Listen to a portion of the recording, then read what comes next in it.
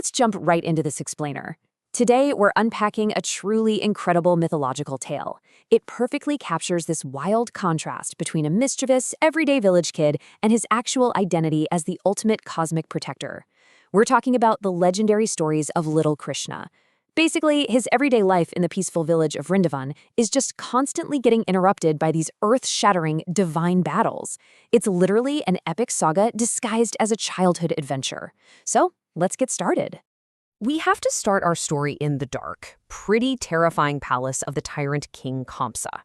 Now, Kamsa is absolutely losing it over a cosmic prophecy. He just found out his previous assassin, Dhenukasura, is dead, and the heavens have literally decreed that if Kamsa doesn't take out this mysterious boy, well, the boy is going to become his Kal, his ultimate doom.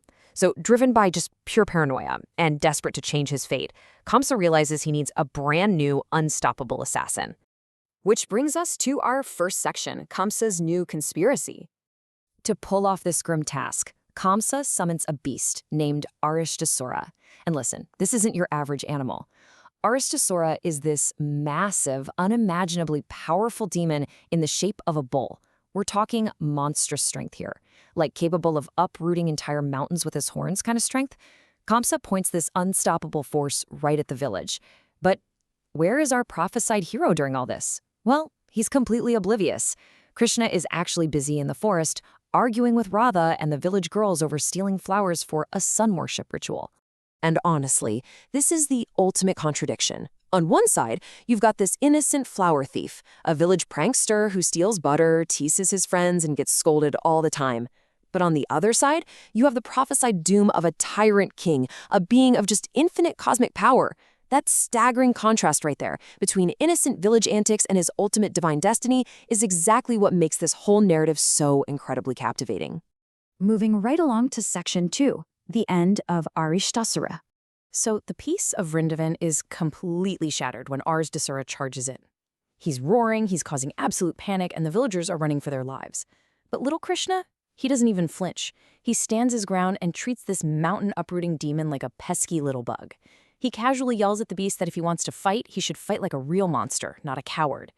And then, no way, without even breaking a sweat, this young boy overpowers and defeats the colossal bull demon barehanded. Just like that, Aristasura's reign of terror is over. Next up, Section 3, Sham and Radha Kund. Now, you'd probably think a monumental divine victory like that would mean a giant parade, right? Well, actually, it quickly devolves into a petty theological dispute among a bunch of kids. The village girls, led by Radha, are insisting that because the demon looked like a bull, a sacred animal, Krishna just committed the grave sin of cow killing. They tell him the only fix is to bathe in all the holy rivers of the world to cleanse himself. Not really wanting to backpack across the globe, Krishna just casually calls the sacred rivers to him. Ganga, Kaveri, Godavari, Saraswati, Narmada, and Yamuna magically appear out of thin air, pouring their waters together to form this beautiful, purifying lake known as Shyam Kund. But you know how childhood rivalries are? They're stubborn. Radha and her friends straight up refuse to bathe in Krishna's lake. They claim his sins made the water impure. So they start digging their own rival holy lake, the Radha Kund, right inside the crater the bull demon left behind. Seeing that it would take them literally a lifetime to fill it with just rainwater, Krishna lovingly offers to fill it with his holy waters.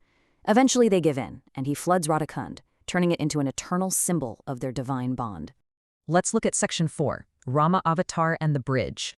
The audacity of Little Krishna's claims is it's really something else. This all starts because the girls are mocking his archery skills, basically saying he's only brave when he's teasing them. To defend himself, Krishna tries to win the playground argument by casually dropping the ultimate flex. He tells them he was actually Lord Rama in a past life. And he miraculously recounts this epic timeline to his super skeptical friends. He's bragging about studying under the great sage Vashishta, effortlessly breaking Lord Shiva's bow to marry Sita, getting exiled to the Danakaranya forest, and ultimately defeating the demon king Ravana with a monkey army. Naturally, the girls roll their eyes. They want proof. They say, okay, if you're really Rama, build us a bridge across this river so we don't have to carry our heavy butter pots the long way home. Never one to back down, Krishna wonderfully commands a troop of mischievous local monkeys. And right before the girls' eyes, the monkeys start tossing these huge, heavy stones into the water.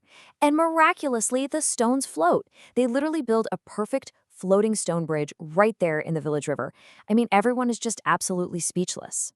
On to Section 5, the slaying of Bakasura. But, the lighthearted magic and playground games are abruptly shattered because Kamsa's next terrifying assassin arrives. King Kamsa never sleeps, and his plots are only getting more vicious. Enter Bakasura. This guy is a giant, monstrous crane demon with a beak as large as a towering palm tree. Kamsa sent him with one simple, irresistible bribe: kill my ultimate enemy, and you get endless, delicious food for the rest of your life. Driven by just sheer gluttony, Bakasura swoops down into the forest, ambushes the kids, and actually manages to swallow young Krishna whole. Things get so dire that even the heavens are panicking. The mighty supreme gods, Indra and Agni, actually descend to intervene. Indra blasts the crane with his ultimate weapon, the Brahmahandan, while Agni engulfs the beast in heavenly fire. But, get this, to their absolute shock, the immortal crane demon just effortlessly shakes off both divine assaults. The ultimate weapons of the supreme gods don't even leave a scratch on him. And this is exactly where the mythological power scaling gets truly wild. What the supreme deities totally failed to achieve from the outside, Little Krishna manages to do barehanded from the inside. Trapped inside the beast, Krishna just forces that giant beak open and effortlessly tears it apart like a fragile blade of grass, instantly vanquishing a demon that was supposed to be immortal. Let's wrap up with Section 6, Mother Yashoda's Worry. So, you'd think the whole village would be throwing a massive party, cheering his unmatched bravery, maybe building some statues, right? But wait until you hear what happens when he gets home. Krishna's friends excitedly narrate all the gory details of this giant crane demon to his mother, Yashoda. They're telling her how huge the beak was, how he tore it apart. But instead of bursting with pride, Yashoda looks down at her son's tiny hands. Hands she says are as soft as lotus petals, and she is absolutely terrified for his life.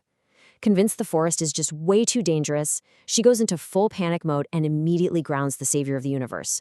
She strictly forbids him from ever going back out to herd the cows.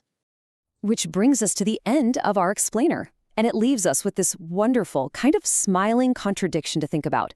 Can the prophesied doom of a tyrant king, a literal divine being who casually tears apart immortal demons and summons holy rivers, truly be kept safe indoors just because of his anxious mother's everyday worry? It perfectly captures the magic of these tales, where the totally cosmic and the completely commonplace exist right side by side. Thank you so much for joining me, and I'll catch you in the next one.